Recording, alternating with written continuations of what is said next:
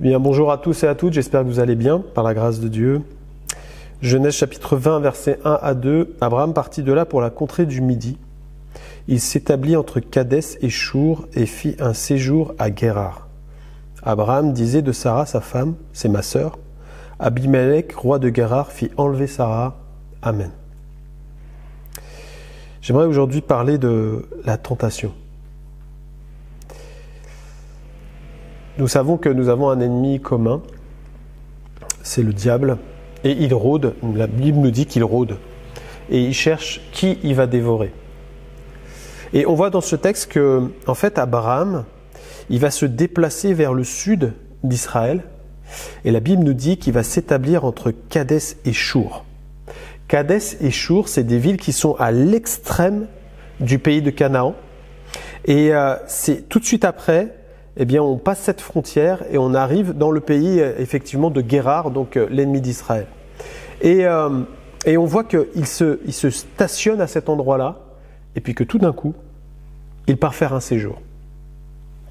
Et j'aimerais donner cette image-là de ce que Abraham est en train de faire.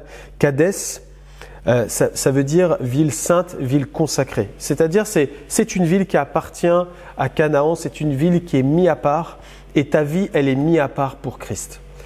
Ton cœur lui appartient, tu as été circoncis, et c'est toi maintenant qui marches avec lui jour après jour. Mais Dieu nous demande de faire très attention parce qu'on est en danger parfois, parce que l'adversaire va venir nous tenter d'une manière ou d'une autre pour qu'on aille plus loin et qu'on dépasse les limites que Dieu nous a données. Et on voit que lui, il arrive à cette limite-là. Comme nous, on peut arriver à cette limite dans la tentation. On a des pressions, on a des envies, on a des choses qui viennent essayer de nous pousser à agir d'une mauvaise manière en dehors de la volonté de Dieu. Kadès, Chour, c'est mur fortification dans les Écritures, c'est-à-dire c'est vraiment le dernier rempart en fait. Et on voit que quand on est tenté, la tentation en elle-même, c'est pas le péché dans nos vies, c'est l'appel au péché. Et quand la tentation commence à arriver dans notre cœur, on sent comme on a un blocage parce que c'est le Saint-Esprit qui nous appelle et il y a une guerre entre la chair et l'esprit, nous dit l'Écriture, et on sent comme il y a un mur, une fortification qui est là en face de nous et qui essaye de nous retenir à dire va pas plus loin, ne va pas plus loin. Et on sent les appels de Dieu, on sent les avertissements qui sont là, qui font comme un mur pour nous.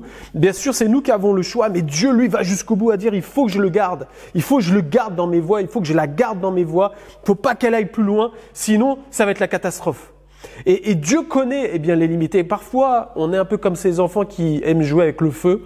Et on connaît notre dicton français, quand on joue avec le feu, on se brûle à un moment donné. Et on voit que Abraham va se brûler. Il est là à la limite. Et tout d'un coup, comme il y a une pression extérieure du manque, parce que c'est ça son problème, c'est qu'il y a un moment où il y a comme une famine, lui, qu'est-ce qu'il fait? Il va aller faire un séjour à Guérar. Le problème, c'est que quand tu sors des limites de la parole de Dieu ou de ce que Dieu veut, la sanctification dans nos vies, et que la tentation prend place, que tout d'un coup, tu as été amorcé, que tu as été attiré, et puis que tu passes à l'acte, alors ça va être la catastrophe. Et on voit que la catastrophe prend place très rapidement. Il arrive dans le pays de Guérar. Le pays de Guérar, c'est un pays des Philistins en fait, et ça s'appelle le lieu de séjour en fait, Guérar. C'est vraiment le lieu où, là, tu peux arriver. Tu crois que c'est bien, mais en fait, ça va être terrible.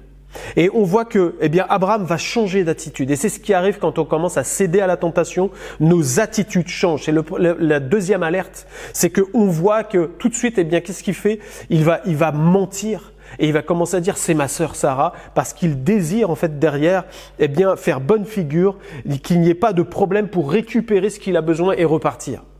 Donc on voit que quand on commence à pécher, il y a tout un engrenage qui se met en place et puis ça devient une course folle et puis on devient fou dans notre tête et puis on va de plus en plus loin. Parce qu'en fait on essaye de contrôler, de rattraper mais on ne peut pas parce qu'on est pris dans un piège de l'adversaire. Et j'aimerais vraiment t'encourager aujourd'hui à voir que autour de toi il y a des tentations, il y a l'orgueil de la vie, il y a toutes ces choses-là, les plaisirs du monde qui peuvent t'attirer. Et le Seigneur veut t'avertir aujourd'hui, te dire ne va pas plus loin, tu es arrivé à la limite, repars en arrière. Repars d'où tu viens, reviens dans ma présence, ne va pas plus loin. Comme il dira à Caïn, domine sur lui quand il a envie de tuer son frère. Dieu va l'avertir et lui dire « Stop, t'es arrivé à la limite, arrête. Ne va pas plus loin, ne fais pas de mal. » Mais on connaît la suite malheureusement.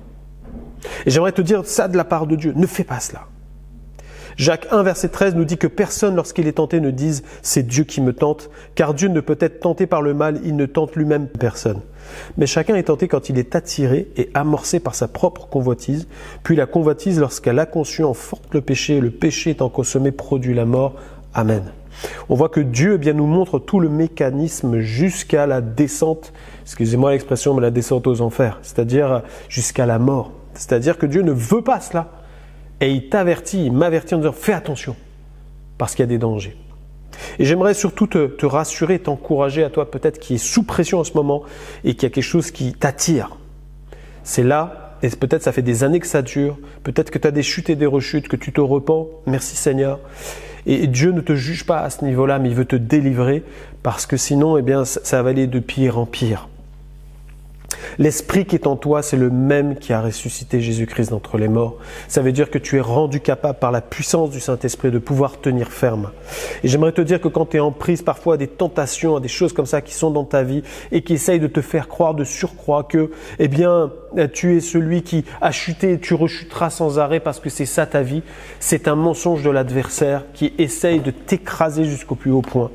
L'Esprit qui est en toi est un esprit qui te rend fort et vaillant par rapport eh bien, aux attaques du diable. Alors tu peux aujourd'hui proclamer sur ta vie, Seigneur, je ne tomberai pas à nouveau parce que tu es avec moi. Et aujourd'hui, eh bien, j'aimerais vraiment t'encourager à prier dans ce sens-là et à saisir la puissance de Dieu, à dire Seigneur, merci parce que je crois Seigneur que je suis saint et que je resterai saint, je marcherai dans la sanctification jusqu'au bout parce que tu es avec moi Seigneur. Prions comme cela. Seigneur, merci pour ta parole, merci parce que tu me parles, tu m'avertis encore aujourd'hui, tu me demandes de rester dans tes voies, Seigneur. Seigneur, tu me montres qu'il y a des dangers et j'en ai conscience, Seigneur. Seigneur, merci parce que tu es celui qui pardonne mes péchés. Et même si j'ai chuté, Seigneur, tu es celui qui me renouvelle et qui me relève encore aujourd'hui. Mais Seigneur, mon but, c'est de tenir ferme. Seigneur, donne-moi encore aujourd'hui de marcher par l'Esprit, de m'accorder avec ta parole, Seigneur, de proclamer. Et c'est ce que je proclame maintenant, Seigneur, ta victoire sur ma vie. Merci, Seigneur, parce que quelle que soit la tentation, par ta puissance, je suis capable de tenir ferme. Merci, mon Dieu. Gloire à toi, Jésus. Amen. Que Dieu te bénisse. On se retrouve demain.